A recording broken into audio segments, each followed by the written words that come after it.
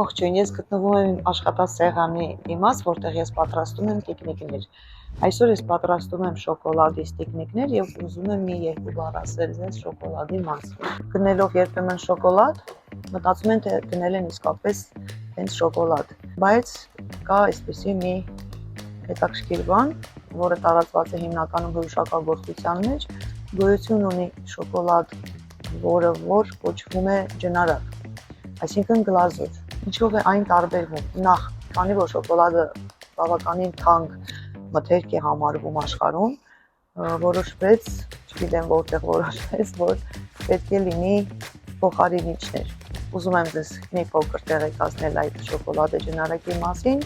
ինչպես հասկանաք, ինչպես տարբերեք, սակայն նրանք բոլորը եւ շոկոլադը եւ գլազուրը ջնարակ, այսինքն միմյանցից ոչինչով չի տարբերվում։ Երկուսն էլ նման են արտաքինից շոկոլադին,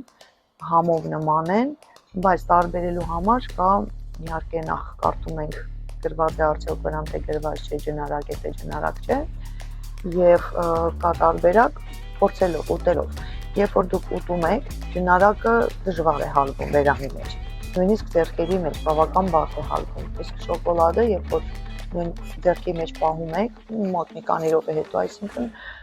հալվում է։ Կարելի նաև հասկանալ իհարկե գնային տարբերությունից, եթե տեսնում եք մատչելի է շոկոլադը չի կարող լինել մատչելի, ապա արդեն ուշադրություն դարձրեք եւ փնտրեք։ Գրված է արդյոք, որ այնտեղ առկա են բուսական յուղեր, թե հենց պատրաստված է